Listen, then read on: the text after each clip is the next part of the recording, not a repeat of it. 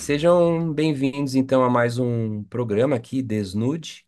Kavinsky, hoje a gente tem uma convidada internacional. A gente está subindo muito a régua, né? A gente está agora num nível assim, né? Era só a gente no Brasil, agora temos um convidado internacional, né? Vamos receber hoje aqui a Graziella Di Giorgi, né? Depois ela vai corrigir esse sobrenome todo famoso aqui que eu, né, devo ter pronunciado errado. Ela tem uma vasta carreira internacional, mas muito, muito mais do que isso, Grazi é uma amiga, né? Foi minha mentora, me ajudou muito, uma mega parceira comercial. Ela também é autora de um livro muito famoso, chama O Efeito Iguana. Mas toda a nossa conversa hoje vai gerar em cima de algo que a Grazi trouxe para o Brasil, criou e que tem uma correlação direta entre o que rola cliente e agência. Eu vou contar um pouco antes de já jogar a pergunta para a Grazi, tá? E aí vai ser bom, Kavinsky, que você tá do lado da agência e você vai só endossar para falar se isso é real ou não, tá? Mas olha só, a Grazi trouxe lá em 2008 para o Brasil a Scopem. A Scopem, para quem está escutando a gente e não, às vezes não está tão imersido ali, né? Tão dentro do mercado publicitário, é uma consultoria muito famosa espanhola. A Grazi trouxe para o Brasil essa consultoria lá em 2008 e ela tem um foco diferente das Big Fours lá, que tem ali uma relação muito próxima entre agências de publicidade, de marketing e cliente. Aí dentro da Scoping, ela criou uma metodologia, né? Eu vou chamar aqui um framework de simulação, né? Para tentar encontrar ali, vamos chamar assim, uma forma de se trabalhar entre agência e cliente que fosse mais sustentável, vamos chamar assim, uma coisa mais harmônica, é, mais saudável, né? Que, se eu não me engano, se chama Human Pitch, depois Grazi pode me corrigir aqui, mas esse negócio ficou muito famoso, ela acabou, obviamente, a Scoping, através da liderança dela, acabou importando isso para a Europa toda e, obviamente, a Grazi acabou hoje criando fundou a Human Rise, que é uma consultoria especializada, continua, né, nesse foco especializada entre a relação agência e cliente. Eu me recordo, né, e eu acho que isso se mantém até hoje, né, que existe um mapeamento das agências. Eu, por exemplo, quando eu fiz concorrência aqui no Brasil, a gente até hoje usa esse mapeamento que a Grazi liderou durante muitos anos, que traz todas as agências do país, né, caracterizadas ali num mapping mesmo, né, em relação à especialidade, a background técnico, que é muito diferente do que dos mapeamentos ali, vamos chamar mais convencionais, que acabam trazendo às vezes uma pauta de grana, né, de cases e assim por diante. Pois bem, aí conversando com a Grazi, com a Mônica também, que fez aqui a intermediação dessa entrevista internacional, né? Eu me deparei ainda com uma situação que é muito provavelmente o objetivo de toda essa metodologia que foi desenvolvida lá atrás, que é a relação entre agência e cliente, que por incrível que pareça, depois, por isso que eu te falei, Kavinsky, depois você vai só endossar. Por incrível que pareça, continua ainda tóxica, ou existem ainda pontos de fricção. Aí eu falei, cara, a gente está em, né, 2024, a gente tem tanta pauta que surgiu nos últimos anos. Eu me lembro, né, e aí depois a gente pode até falar um pouquinho disso na nossa conversa. Eu acredito nisso, né, que grande parte dos assediadores morais vieram da década de 90 e muitos deles ainda persistem, principalmente do lado do cliente. E aí eu me deparo, né, vira e mexe nesses últimos anos com vários documentos, e eu acho que as redes sociais acabaram abrindo um pouco essa caixa de Pandora, né, que expõe, né, o que rola ainda entre agência e cliente. Então tem lá, você lembra, a lista do Excel, né, existe até hoje. Recentemente saiu uma lista de Excel, agora tem uma versão das empresas tóxicas. Aí eu, né, peguei as últimas, né, as últimas planilhas de Excel e também algumas notícias e eu falei, cara, essa relação agência e cliente, ela continua, me parece que continua ruim. E aí, é, a Grazi vai poder não só expor isso para a gente, né, porque a gente acaba falando um pouquinho dessas verdades inconvenientes aqui, e aí eu vou passar esse bastão já com uma pergunta e a gente vai desenvolver isso aqui tentando não machucar ninguém, né? Vamos procurar, a gente, juro que a gente não vai falar nome de ninguém, mas, ô Grazi, ainda, assim, eu acho que são duas em uma, né? Você ainda, com toda a sua experiência, sempre lidando com essa relação de agência-cliente, você ainda sente que o ambiente ainda tem essa toxicidade, ainda tem uma fricção grande, né? E se tem, onde estão os gaps, né? Quais seriam as oportunidades para melhorar isso entre cliente e agência? E a gente ainda vai explorar mais coisas a exemplo da concorrência, mas eu já queria começar esse bate-papo contigo falando sobre isso, né? Porque me causa um pouco, não é me causa estranheza, mas é chato, né? A gente ainda com toda essa catequização, desde a pauta de ESG, diversidade e inclusão, a gente ainda escutar essa relação um pouco conturbada. Conta um pouquinho para nós aí. Conto sim. Oi, pessoal. Obrigada, Grace. Obrigada, Kavinsky. Bom, não sei nem por onde começar, mas, na verdade, agora eu vou usar meu chapéu de terapeuta, porque, fazendo dessa relação cliente-agência, eu sou mais terapeuta do que engenheiro ou consultora. Existe, né? Existe, como existe em todas as relações humanas, né? Somos humanos e isso é inevitável acontecer em várias esferas, não só cliente-agência, mas eu acho que acontece nas relações cliente-agência quando há uma relação cliente-fornecedor, né? Quando não há uma relação de parceria real. A gente já fez processos juntos, assim, vocês tinham uma relação de parceria real com a agência que vocês tinham, e era uma relação muito longa, né? Vocês tiveram uma relação muito longa com a agência. Mas, e tem alguns casos assim, vários casos assim, mas existem outros casos que são relações cliente-fornecedor que não respeitam alguns valores que são essenciais numa relação de parceria, né? Então, o que eu vejo de gap, um dos principais gaps é esse micromanagement, sabe? De fazer o trabalho que é da agência, não deixar a agência trabalhar muitas vezes, que vem da falta de confiança. Eu tive em Cannes agora e aí eu vi uma palestra do CEO e Chairman da Mattel. Eu acho legal comentar isso, porque eu acho que trazendo para o lado da oportunidade, ele falou que ele sabia que a Greta ia fazer, a diretora do filme, ia fazer um excelente trabalho, uma excelente narrativa, trazendo o contexto da sociedade atual para a narrativa. Mesmo que esse contexto da sociedade atual ferisse a própria Mattel, porque eles se autocriticam no filme, né? Quando você tem uma cena do filme em que o board é todo masculino e a Barbie não entende, cadê a CEO mulher daqui? Na verdade, a Mattel tem 5 mulheres no board dos 10 membros. Mas ele aceitou essa autocrítica porque isso fazia parte do propósito dele como empresa, que é trazer uma narrativa contemporânea, traçando a cultura da sociedade. E para quê? Para tornar os brinquedos que são atemporais, a Barbie é um brinquedo atemporal, né? Atuais. Você só consegue fazendo conectando com a sociedade. Então, o que eu quero dizer com isso é que ele deixou ele falou, eu confio total. Não era sobre aprovar o filme, ele falou. Eu vi 5 versões do filme. Não era sobre aprovar o filme. Era sobre confiar na equipe. Eu estava com a melhor equipe que eu podia ter. E eu confiava que a Greta ia fazer um trabalho que era um reflexo do nosso propósito. E daí vem uma questão que eu acho que aí a gente pode passar a tarde falando sobre isso, mas eu adoro falar sobre isso, que é uma questão de quando você confia, é porque justamente, e a gente pensa assim, ele teve coragem para fazer isso, né, para assumir essa autocrítica. Talvez não seja nem coragem, porque ele não assumiu o risco efetivamente, ele abraçou uma oportunidade. Porque quando você vê a possibilidade de você expressar o seu propósito em um filme que é uma autocrítica, mas na verdade é uma oportunidade de expressar o próprio propósito dele. Então não é um risco, porque ele está fazendo aquilo que ele deveria fazer mesmo, porque é expressar o propósito dele. E aí vem a questão do propósito, que é uma palavra muito desgastada, mas muito relevante. É desgastada porque ninguém chega lá, então assim, aí desgasta, né? Porque acha que isso não vale.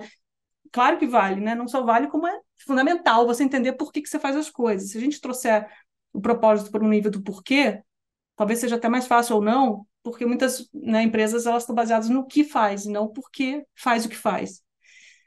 E aí, quando você é uma empresa autêntica, que eu acho que aí voltando para o efeito iguana, que é um dos valores do efeito iguana, né, das empresas humanas, porque eu chamo as empresas de iguanas ou de humanas.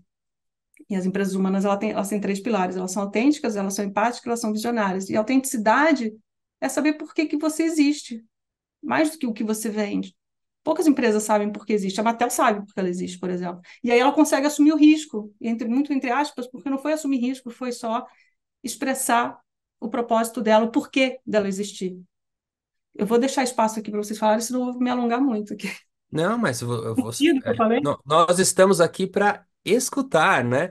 Mas ó, eu vou também fazer o ping-pong aqui com o Kavinsky, porque o Kavinsky, obviamente, é CMO aí dentro dos maiores grupos de comunicação do mundo, né? Que é a WPP. E você trouxe uma palavra interessante aqui, que é o microgerenciamento. Eu achei interessante porque a coisa que eu acho, quando eu converso, inclusive com outras lideranças de marketing, né?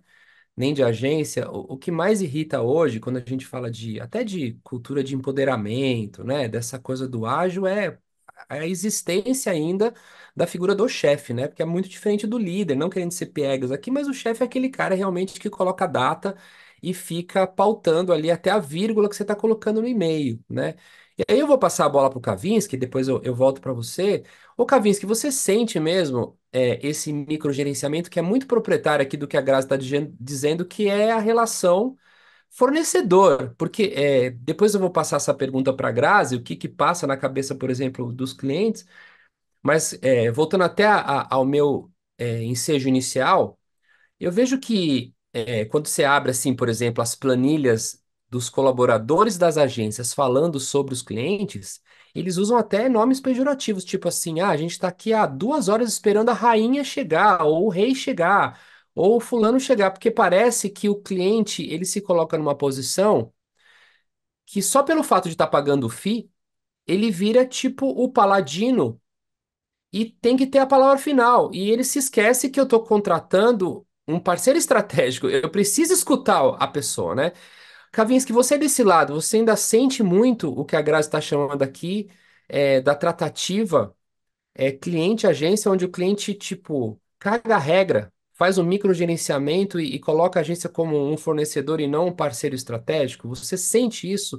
Obviamente, sem falar de cliente, não tô trazendo aqui o contexto só do grupo que você trabalha, mas você está em contato dia a dia com o back-office das agências, coisas que eu, como anunciante, às vezes não estou, né? Uhum. Obrigado. Vamos lá. Para nós, assim, eu tenho que falar dentro do meu contexto, né, que é onde eu tenho autoridade aí para falar, né, das agências Miram e iShare, né, e uma coisa curiosa, né, isso vem, né, com a mídia digital hoje, Miram, né, desde o Guilherme Gomide, né, que você teve a chance de, né, e a oportunidade de conhecer, né, Greif, que eram relações muito mais de confiança do que uma relação comercial, né? Então o Gomide ele acabava criando uma conexão com os clientes até mesmo antes de trazer as contas, né? Isso era muito interessante porque existia muita ali né, a confiança mesmo dos clientes no trabalho que o Guilherme fazia e a agência como um todo. A iShare é um pouquinho parecida, mas diferente. A gente acha que começa muitas das nossas relações numa base de exposição ali. Então a gente fica mais vulnerável, né? E acaba uma relação, assim, os clientes que funcionam bem, né? São clientes com quem a gente se dá bem de fato, né? Então, tipo, cada visita, cada coisa, não importa se tem problema ou não, né, dentro da conta, porque sempre tem, né, momentos mais tensos ali onde a performance não está indo bem, né? Mesmo assim, é muito agradável ir para a reunião com eles, né? Não é para todos, tá? E é claro, aqui ontem mesmo a gente estava discutindo uma saída aí com um cliente que a gente vem trabalhando há algum tempo, que a gente vai optar por não trabalhar mais simplesmente porque a gente não vê esse tipo de relação. E aí são relações, lendo aqui os conteúdos da Grazi e tudo mais, faz muito sentido para mim, mas os clientes que a gente tem assim, em relação a mais de 10 anos, por exemplo, são clientes onde a relação, cara, não é comercial, né? O comercial é tipo o acordo que a gente tem por trás, mas a relação é uma coisa completamente diferente, né? Uma relação de parceria, de fato, por mais piegas ou gratuita que pareça essa palavra, né? Mas quando ela funciona de fato, faz muita diferença. Ô, Grazi, aproveitando aqui, antes de falar um pouquinho sobre oportunidades. A concorrência, porque eu me recordo, e eu acho que até hoje na Espanha, né? eu nem comentei, né? Mas da Grazi está hoje né? A locação de Grazi é em Madrid, né? Então aqui com um fuso acho que de 3 ou 4 horas. Mas de toda essa, vamos chamar essa relação um pouco mais conturbada, me parece que as concorrências, né? Elas são ali, acho que um momento importante até para iniciar essa relação que o Kavinsky está comentando aqui, que é de iniciar essa aproximação antes da gente falar de pauta comercial, né? E eu me recordo, e aí você vai ter que me dizer esta verdade aqui, que há 10 anos atrás, as concorrências eram meio que um fator até um pouco desleal do ponto de vista financeiro para quem participava. Porque os clientes exigiam uma baita campanha, as agências iam lá, tinham que produzir filme, produzir monstro, contratar equipes externas, se gastava mundos e fundos que, no final de todo um processo desgastante, onde a tratativa não era transparente, era assim, você ficava 2, 3 meses esperando uma resposta, onde no final você percebia que não teve avaliação técnica, teve meio que uma pauta ali, né, amigável, né, quase o que a gente chamava lá de carta branca, e assim, você tinha lá um pitch com 10, tipo, 10 agências, todo mundo colocando uma bala ali, né? E no final a gente descobre, depois de meses, né, no Inside Information, que não, aquela concorrência ali já era carta marcada ali. Você participou, mas de forma protocolar. Grazi, como é que tá hoje? E aí você pode trazer uma visão mundo e Brasil também. Esse cenário um pouco escrotinho, escroto, né? Vamos falar assim, injusto, ele permanece, né? Como é que tá hoje? Até porque grande parte do teu framework, da sua simulação, porque eu já contratei Grazi para fazer uma concorrência, que inclusive é esta, né? A qual Kavinsky aqui está comentando, que já fazem, acho que quase 7, 8 anos que eu tenho uma relação muito, muito sustentável com a minha agência, mas esse ambiente de concorrência com essas premissas, né, onde no final só quem sai perdendo é a própria agência, né, se mantém. Como é que tá essa Uhum. história das concorrências, né? E aí, depois que você falar um pouquinho como é que tá o cenário de concorrência, se continua essa parafernália, eu queria que você também comentasse na sequência, como é que a gente mitiga isso se ainda ele permanece no mercado. Boa. Eu acho que sim, continua, pelo que eu ouço de relatos das agências. Eu não faço processo assim, porque eu não acredito. Simplesmente porque esse processo ele gera as melhores variáveis para as piores escolhas, para você escolher errado. Porque existem duas variáveis irreais nesse processo. Primeiro é que quando você pede uma campanha para uma agência, e eu já vi isso acontecer, eu queria me enfiar abaixo da mesa, porque é chocante o que a agência leva. Primeiro que a agência tem os seus próprios clientes, então as pessoas que trabalham na agência estão trabalhando para os seus próprios clientes. Portanto, quando vem uma concorrência, você tem que contratar freelancer, não te queda outra, né? Como se fala em espanhol, não tem outra opção. Então, o trabalho que você vai ver lá, da campanha, não foi feito pelo talento da agência, foi feito por freelancer. Então, esse é o primeiro ponto, uma variável real. Outra variável real, e aí eu posso até contar uma história, é que quando você faz uma campanha, você não conhece o cliente. Então, é um tiro no escuro. Você pode ter tido fantásticas outras ideias, até melhores daquela que se apresentou no contexto do cliente, mas que você não sabe, e você vai no tiro no escuro e aí a outra agência escolhida simplesmente porque ela acertou mais o que o cliente queria, mas sem saber o que o cliente queria, sem conhecer direito o cliente. Então, são duas variáveis muito fortes e que geram decisões não assertivas. Então, vendo tudo isso, então, assim, só para voltar à sua primeira pergunta, eu acho que quem perde não é só a agência, é o cliente também, porque escolhe pelos motivos errados e aí daqui a 2 anos tem que escolher de novo.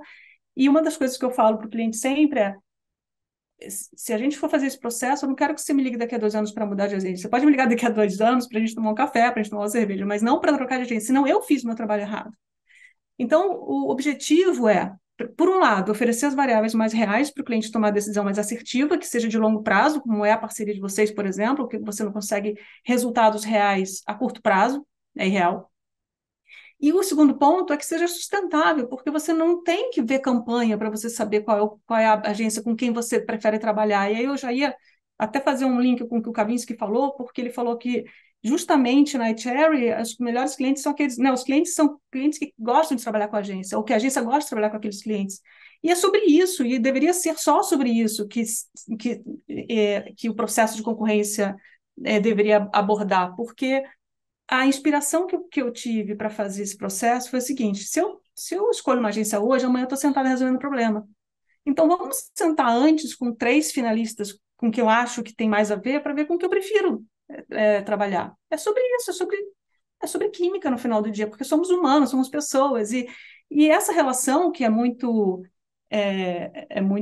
né, apaixonada, digamos assim, ela é sobre pessoas, né? São pessoas de um lado, pessoas do outro, e é muito importante saber com quem a gente prefere trabalhar. Acho que o Kavinsky tem um ponto para levantar aqui. Não, mas pode concluir, era só para garantir que depois que Tá. você concluir, aí eu... Então, na verdade, é uma simulação de trabalho onde os dois juntos trabalham e se conhecem. Na verdade, é uma simulação para se conhecer e para ver com quem trabalha junto. O interessante também, outro ponto, é que esse processo, naturalmente, ele equilibra as forças. Então, é a agência também escolhendo com que cliente quer trabalhar, porque eu já vi casos em que a agência falou que não queria, não valia a pena para ela. Então, ao conhecer, é como uma relação amorosa, né? Ao conhecer os dois lados poderiam escolher com quem trabalhar. E você equilibra muitas forças porque você trabalha junto, não é você analisando uma campanha, é você decidindo juntos como resolver um problema. Obrigado, Grazi. Eu queria só contar uma história que eu acho muito legal e sai daí ainda no âmbito da agência, mas é um caso diferente que eu achei muito peculiar, mas tem muito a ver com o que você disse. Eu estava lendo teus artigos e falei, nossa, como isso aqui tem a ver com o que aconteceu.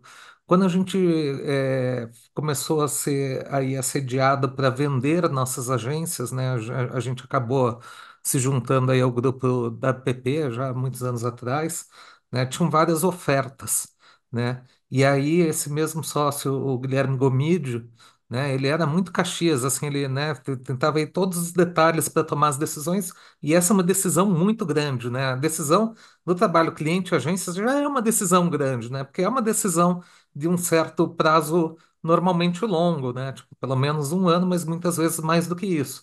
Mas a venda de um negócio, né, ou um M&A, é um negócio para sempre, né? Você errou, dançou, né, cara? Tipo, tanto quem está comprando como quem está vendendo, né? E aí ó, aconteceu uma situação que eu acho que se encaixa muito nisso tudo que a gente está conversando. Ele resolveu ir para os Estados Unidos falar com um cara que era especialista, um dos maiores especialistas em M&A, e ele voltou com uma coisa só. O cara falou, cara, vá com quem bate o santo. Não olhe para o dinheiro, porque senão não dá certo, cara. Vai com quem bate o santo. E graças a Deus fizemos, eu acho, aí tomamos a decisão certa. Mas acho que eu queria contar essa história porque tem muito a ver com isso, né? Né? É muito doido isso aí, né? Porque recentemente, fazem acho que 4 ou 5 meses, a gente fez um. Na verdade, existe uma figura aqui, para eu contar também esse caso, que é o cara de compras, né? E aí, assim, a área de compras, dependendo da empresa que você está trabalhando, ela está comprando parafuso, né? E o problema dessa relação humana, emocional, de parcerias estratégicas, é que não dá para você mensurar o parafuso de 15 centímetros e fazer um comparativo ipsis litris com outra empresa que faz o mesmo parafuso. São coisas completamente diferentes, né? E aí, a gente recebeu uma demanda da área de compras, que era muito o que a Graça está dizendo assim: não, vamos fazer uma campanha, vamos ver como é que o cara traz o melhor preço, assim por diante. A gente falou: não, não vou fazer campanha. Não vou pegar, sinceramente, desculpe, eu não vou pegar 10 agências no mercado só porque você quer sentar numa sala, ficar ali, né, e os caras apresentando uma campanha criativa para a gente depois ficar discutindo a rebimboca da parafuseta. Então, uma situação que a gente decidiu fazer, ó, a nossa relação com a agência é muito boa, né? Então eu prefiro fazer uma consulta orçamentária. Assim, se a consulta orçamentária vier muito discrepante do que existe atualmente, então cabe a gente aí sim entrar nos meandros técnicos, em ver, por exemplo, né, o FTA, ver, por exemplo, qual é o Martech, a EdTech, e deu muito certo, porque no final a gente conseguiu verificar se existia, e aí claramente a relação de maturidade, de conhecimento vamos chamar assim, de conhecimento do mercado, ela entrou, né, em vogue na hora que você estava analisando o valor, que isso tem um valor adicional, e a gente conseguiu fazer algo para todas as agências que não passou de uma apresentação de 1 hora, de uma apresentação técnica num PDF, de apresentar a equipe, e pronto. É muito mais saudável, muito mais rápido, você não tem mais vamos chamar, esses mundos e fundos aí que as agências colocavam. Mas, infelizmente, né? Grazi, na Espanha, por exemplo, na Europa também, a gente tem, né? Ainda essas concorrências um pouco desleais. Não é só no Brasil que acontece, porque o Não, Brasil tem uma regulamentação diferente, né? não, não, de jeito nenhum, é no mundo inteiro é, que acontece esse tipo de concorrência. E até por conta de ex-clientes que vão para outros países, eles me dizem que esse método de workshop, ele é um pouco único, assim. Claro, existem alguns consultores nos Estados Unidos que fazem parecido, mas, em geral, e aí eu quero dizer uma coisa também, em geral, o mercado faz assim porque foi acostumado a fazer assim. O mercado foi viciado a fazer esse processo. Então, se eu sou um diretor de marketing que quer fazer uma concorrência hoje, eu vou repetir o que já tem sido feito há anos, porque para mim essa é a maneira de fazer uma concorrência. Porque não falta comunicação nesse mercado de comunicação, que foi um artigo que eu escrevi recentemente. O mercado não fala as coisas. Então, muitas vezes eu sou a terapeuta da relação e eu é que tenho que falar para o cliente: olha, você sabe quanto custa fazer uma campanha para uma agência?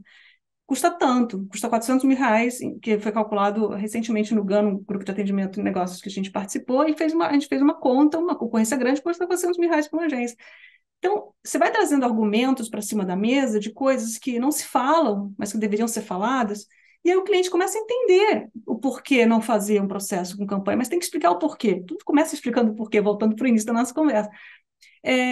Então, eu acho que existe um vício do mercado, e eu fui testemunha disso quando eu comecei esse processo de concorrência há 10 anos.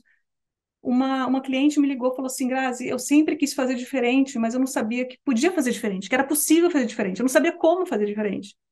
Então, isso para mim é um reflexo do vício do mercado mesmo, né? Que o mercado foi se acostumando. E se eu sou uma diretora de marketing, eu tenho um monte de coisa para fazer, estou pressionada por um monte de variáveis, eu não vou me dar conta de que eu posso fazer um processo de concorrência diferente, eu simplesmente vou fazer o que já se faz.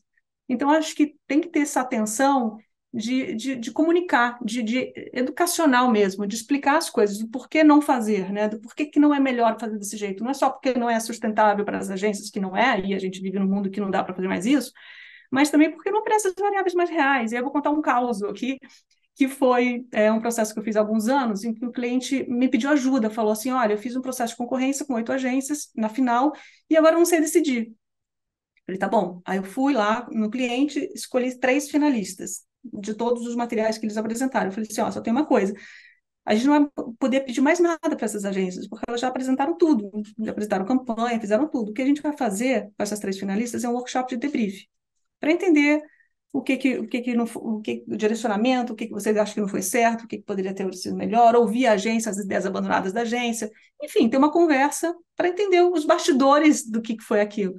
E foi muito interessante, porque a agência que ganhou nesse processo, a gente descobriu 2 coisas. Primeiro, que o briefing estava errado, e o segundo, que a ideia abandonada foi melhor do que a ideia apresentada, confirmando aquilo que a gente conversou no começo, de que quando você faz uma concorrência é um tiro no escuro, você não conhece o cliente, você tem que apostar por um caminho, não necessariamente é o melhor caminho. Então, isso só reflete aquilo que eu comentei das variáveis irreais, né? E, e trabalhar nisso para poder tomar a decisão do melhor parceiro. Entendi. Ô, Grazi, vou fazer uma pergunta que não estava no nosso script, tá bom?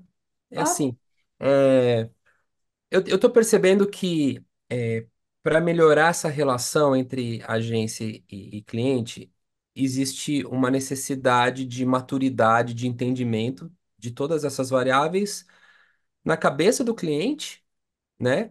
E também do lado da agência, né? Porque entre nós, eu não sei se vocês vão concordar, mas na boa, a agência que aceita também é igual uma relação tóxica, né? Entre duas pessoas, né? Você tem um namorado, a relação é tóxica. No final, tem uma pessoa que está aceitando aquela, vamos chamar, agressividade, né? Que está aceitando aquele assédio, vamos chamar, aquela, né? Aquela inferiorização. Então, existe erros dos dois lados, né? Existe erro do lado o que passa pela cabeça do cliente e também existe um erro do lado da agência.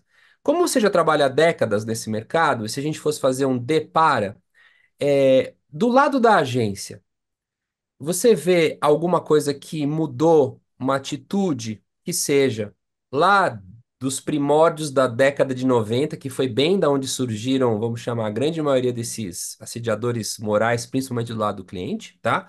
Você vê alguma diferença? Ó, lá atrás, as agências todas faziam isso e agora eu vejo que tem essa mudança. E do lado do cliente é a mesma coisa. Você consegue enxergar, por exemplo, pelo menos algo, né, alguma melhoria antes e depois que você possa dizer assim, olha, do lado do cliente eu vejo que a gente já melhorou isso. E do lado da agência eu já vejo que a gente já melhorou isso. Você consegue enxergar alguma coisa que você possa comentar aqui? E ao final dessa pergunta eu vou dizer o que. Aí você vai fazer uma frase assim, clientes, por favor, não façam isso de forma alguma, porque não é de bom tom. Aí só dá uma dica já, né? Tipo, dá uma dica para nós aqui, anunciante, não pro Kavinsky, mas para nós aqui. Primeiro, falar se tem já algum tipo de melhoria. Cliente, agência, e depois você joga uma frase bomba, tipo, galera, não faz isso porque não é de bom tom. É tipo piegas pra caramba. Eu acho que, assim, eu vejo a evolução dos dois lados. Eu acho que do lado das agências, até porque o cenário financeiro já não é igual dos anos 90 para o que é hoje, as margens são completamente diferentes, então, até pressionados por isso, eu vejo mais não. Eu sinto que as agências estão menos predispostas a aceitar qualquer negócio. Acho que esse é um grande salto, porque faltava muito não nessa indústria, né? E eu acho que agora Tipo, já não vou participar da concorrência porque faz não sentido. vou. Não faz sentido, eu não vejo sentido, e é uma coisa também que, que para mim mesma também tem que falar não, às vezes. Para mim mesma, eu vejo que às vezes a relação, a concorrência, ela já, como você comentou no começo, já tem umas cartas marcadas. Então, eu não vou fazer as agências desperdiçarem tempo numa coisa que já está decidida, né? Mas eu acho que isso é mais para as agências, no sentido de elas já estão criando, tendo critérios para analisar as concorrências e decidirem quais elas entram e quais elas não entram. Do lado do cliente, eu acho que eu estou tendo muito menos trabalho de convencer o cliente a fazer um processo com base em workshop, porque todas as circunstâncias que estão acontecendo hoje, eu acho que eles estão mais abertos a fazer, e aí faz um parênteses Brasil e Espanha. Brasil é muito mais aberto do que a Espanha. Acho que a gente tem que reconhecer o profissional brasileiro, ele tem muito mais abertura, e felizmente eu sou brasileira e comecei esse processo no Brasil. Talvez se eu fosse espanhola e começasse aqui não ia acontecer. Então eu sou muito agradecida ao mercado brasileiro de ter essa abertura tanto das agências como das empresas, né? Mas principalmente da empresa, porque ela foi a primeira a querer fazer o processo, de aceitar fazer, né? Mas no início, eu confesso que eu tinha mais dificuldade, eu tinha que argumentar muito para chegar a convencer o cliente a fazer esse processo, e mesmo assim o cliente ficava meio assim, né? Porque eu entendo também a cabeça do cliente, é um workshop, não sei o que vai acontecer naquele workshop, é muito etéreo, né? Você não tem uma coisa palpável a princípio, mas depois que ele faz, ele ama, porque é totalmente sobre palpável, né? Você conhece a cozinha da agência, você conhece as pessoas, você conhece a cultura. Um workshop nunca é igual ao outro, porque cada cultura se expressa de uma forma diferente, e o workshop permite que isso seja expressado, né? Então, eu acho que sim, houve uma evolução do cliente, ele estar mais aberto, dele querer mais uma relação de parceria. Mas isso, de novo, também depende do tipo de cliente. Existem clientes que são iguanas e vão continuar sendo iguanas, e quando eu falo iguana é porque só tem o cérebro reptiliano, que está, né, que para fazer qualquer coisa diferente, ele tem medo de fazer alguma coisa diferente, como as iguanas. Eles são imediatistas, né, como as iguanas, e são autocentrados. Esse autocentrismo, a principal motivação é financeira. Então, é ganhar market share, ganhar, né, lucro. Essa é a principal motivação para inovar, para ser criativo, e que gera a previsibilidade. Por outro lado, você tem empresas que estão focadas em gerar valor, né? As startups que viram unicórnio, elas estão focadas em gerar valor para as pessoas, em resolver um problema. Então, as empresas humanas, elas são autênticas, empáticas, visionárias, porque elas têm essa percepção de valor. Eu vi o podcast passado de vocês sobre eventos, eu adorei, que eu acho que é muito isso. Os eventos que são ruins, eles são focados em patrocínio, que é a motivação financeira. Não está focado em gerar valor para as pessoas. E o Kavinsky, eu até notei o show que você falou, o festival que você falou, o ATP, né? Ele está focado em gerar valor para as pessoas. Então, o financeiro, ele é consequência, ele não é causa. É uma sutileza de nomenclatura, mas faz toda a diferença em termos de cultura. Então, eu acho que é um pouco isso. E o recado para os clientes, eu acho que é não fazer processo de concorrência com campanha, porque isso só vai gerar variáveis irreais para uma decisão não assertiva. Muito. Kavinsky, você também, se você tivesse que dar um recado, qual é o recado que você daria para os clientes lá da agência? Não façam isso de jeito nenhum, que não é de bom tom. Sei, eu acho que tudo que a Grazi depois eu não tenho muito a acrescentar, não. Eu acho que são as exigências, né? É muita coisa, né? Primeiro, transparência. Nem todos têm transparência. Às vezes a gente não consegue, não é que tem 10 concorrendo. A gente não consegue nem saber quantos são, mesmo que a gente pergunte, né? Não é que a gente queira saber o nome das agências, né? A gente pergunta quantos são, eles falam, a gente não pode divulgar. Aí a gente já vê um sinal sério de risco de um relacionamento que não vai dar certo, sabe? Então são, ou, por exemplo, prazos muito malucos, que normalmente para a gente demonstra que já existe uma carta marcada, como você estava falando ali no início, né? Então a gente também já leva isso como um sinal de que tem alguma coisa errada. Né? Então, eu acho que a transparência, e acho assim, eu estava lendo a Grazi, né, e ela comentando sobre essa relação de terapeuta aí, eu acho que, tipo, a conversa, se conhecer, é muito mais importante do que qualquer outra coisa, porque o resto todo se resolve. Cara, tipo, ter né, o tipo de criativo que você precisa, né, conhecer melhor o negócio do cliente, tudo isso é resolvível, né? Já o relacionamento, não, se o relacionamento não vai dar certo, né, e você começou algum negócio, tipo, não tem, a campanha pode estar indo bem ou mal, né? Todo mundo vai ter dificuldade e é ruim para todo mundo, né? É um sofrimento.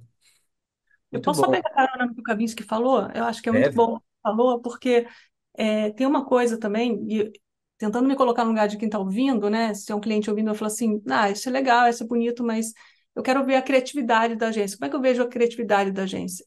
A criatividade ela vem nas credenciais. Nas credenciais tem, né, as credenciais são para isso, para ver o trabalho criativo da agência. Só que não está focado nele, porque não é cliente ainda. Então, você vai ver isso depois, quando você se casar. E acho que é justamente o que o Kavinsky falou. Tudo se ajeita depois. O principal é saber com quem você prefere resolver o problema e identificar a oportunidade para juntos chegar no output criativo, no output estratégico, que seja o melhor para a marca. Mas, essencialmente, é gostar de trabalhar junto, é de poder se divertir junto, né? O que eu costumo dizer, eu acho que o trabalho tem que ser mais divertido, a gente se diverte pouco trabalhando. É verdade. Eu também vou deixar meu recado para as agências, dois recados, tá?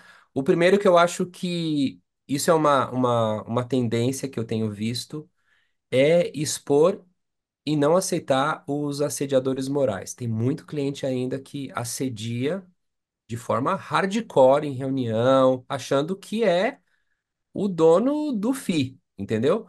Então, assim, um recado que eu dou para todas as agências, não. Tipo, não aceita. Se tiver um cliente que extrapole não só né, o fator pedante, mas o assédio de se colocar numa posição onde não escuta e é top-down, exponha e recuse. E outros salários. Eu vejo ainda muito turnover nas agências, e não só nas agências, mas também nos publishers de mídia digital. E aí, o que acontece é que quando a gente começa a se acostumar com uma equipe, né, aquela equipe muda. Aí você fala, meu, o cara conhecia o posicionamento, a razão, o cara conhecia todos os pontos de contato. E aí você vai ver que esse turnover, ele é meio que, né, que não é um assunto de hoje, né, Cavin? A gente pode até um dia trazer esse assunto à tona, que é aquele mundo de Oz, das nomenclaturas, dos baixos salários, porque aí qualquer R$ 500 você leva um bom mídia, entendeu? Então, eu acho que a gente precisa começar também a ter uma pauta importante. Eu sei que não é tão estável como é o mercado anunciante, porque se você perde uma conta, né, aquela equipe inteira vai embora, mas eu acho que isso é algo que realmente me incomoda quando a gente acaba perdendo aquela equipe que está tão acostumada com tudo, né? Já é parte integrante da área, ele é quase um body shop do departamento de marketing. Grazi, para a gente finalizar é o seguinte, ó, onde é que a galera pode Bem, primeiro te encontrar, porque eu acho que, né, que nem o Kavinsky comentou, né, tem vários artigos que você já publicou. Mônica, que é sua assessora de imprensa, mandou para a gente vários artigos. Você tem livros. Primeiro, onde é que as pessoas podem consumir Grazi? E quais outras frentes ali de conteúdo que clientes e agências poderiam consumir para entender um pouco mais essa relação humana entre essas duas entidades tão importantes no mercado, para a gente finalizar o nosso bate-papo aqui. Obrigada, Grace. Bom, LinkedIn, Graziela de Jorge no LinkedIn, acho que é o principal lugar onde eu estou, né? E por e-mail também, grazigeorge@humanrise.com.br. Bom, acho que a Human Rise ela foca muito nessa questão da relação cliente-agência, mas também foca um pouco nessa questão que você falou de líder e equipes, assim, como você motivar, porque o financeiro é um ponto, muitas agências perdem o talento pelo lado financeiro, mas tem um lado motivacional que às vezes conta mais do que o financeiro, né, o salário emocional. Então, como você consegue trazer mais motivação, criar squads mais eficientes para você combinar o perfil do talento com o perfil do projeto. Às vezes o perfil do talento é explorador, por exemplo, ele está num projeto de manutenção em vez de estar num projeto de transformação, ou ele é o perfil especialista, ele está no projeto de transformação, isso vai ser frustrante. Então, como calibrar melhor as equipes, acho que é um caminho importante para você continuar motivando e retendo essa equipe na agência. E eu acho que a agência é um ambiente muito automotivador, porque tem diferentes indústrias, né? Então, essa oxigenação já acontece de forma natural. Então, como explorar isso melhor para continuar mantendo e motivando os talentos? Então, acho que o conteúdo que eu tenho é muito de relação cliente-agência e de como motivar mais a equipe e trazer também a questão da inovação, que é de onde eu venho, né? A questão da inovação para a solução de problemas, para pessoas reclamarem menos e terem uma postura mais proativa de resolver problema, porque isso tem framework para isso também. A Human Rise é hoje, curiosidade agora aqui, né? Você está em Madrid, né? Você tem atendido mais Brasil ou mais Espanha? Uma curiosidade mesmo, né? Porque quando eu crescer eu quero ser que nem a Grazi, viu, Kavinsky? Quero morar em Madrid, mas trabalhar para o Brasil. Mas conta aí, vai. Tá mais aqui? Trabalhar com brasileiro é a melhor coisa que tem, gente, sério. Ué. Eu estou mais no Brasil, meus clientes são mais do Brasil porque eu tenho mais recorrência, né, anos de estrada no Brasil. Aqui em Madrid eu dou aula no MBA de uma matéria de liderança e tenho alguns clientes aqui também, mas é muito mais no Brasil. Então eu fui para o Brasil recentemente para fazer 3 projetos, para startar 3 projetos, na verdade. Vou em breve para o Brasil, tomara que a gente se encontre. Devo ir em setembro, talvez, ainda não está certo. Então eu vou ficar nessa ponte aérea, assim, meio que a cada 2, 3 meses, porque volta e meia tem cliente no Brasil, né? Beleza. Kavinsky, a Grazi deu um show aqui, hein? Né? Terapia pura, hein? Sei Muito não. bom. Faz terapia Falando que eu também, sou Grazi? Não. terapeuta, Faz terapia também, eu Grazi? faço terapia. Eu Nossa, faço também. terapia foi, falando pra Mônica, não tá gravando mais não, né? Terapia foi chave Tá para, gravando. tava gravando, foi chave para mudar, para virar empreendedora. Foi na terapia. Na terapia Aí, pô. eu identifiquei Esse- esse- o pulo do gato. Ó, essa informação eu vou deixar no podcast, que ela é, né? Ela Deixa, é boa. Foi acho na que vale, acho que terapia que vale. vale, acho que não, vale. Já sei por gente, quê. Acho que todo mundo tinha que fazer terapia. Terapia é um luxo. eu, eu, eu acho isso também, tá? Faço terapia há uns 30 anos, pelo menos, e faz muita diferença. Tem uma coisa curiosa, né? Na Argentina, muito, em Buenos Aires, especialmente, a maioria das pessoas fazem terapia, né? Isso é curioso, né? É uma relação diferente. Que no Brasil as pessoas veem ainda, né? Meio como uma coisa tipo, não, isso é para louco, né? Tipo, não é. E, putz, eu acho muito importante, sempre recomendo para todo mundo. Quando você se colocou como terapeuta, fiquei com muita vontade de perguntar, mas não tive coragem. Agora, no final, eu resolvi. Recomendo para todo mundo e é um autodescobrimento, é um autoconhecimento, faz com que você tome melhores decisões para sua vida, simplesmente isso, né? A gente só tem uma vida, pelo que a gente sabe. Então é melhor a gente tomar melhores decisões nessa vida que a gente vive aqui, né, do que esperar por uma próxima, se é que ela existe.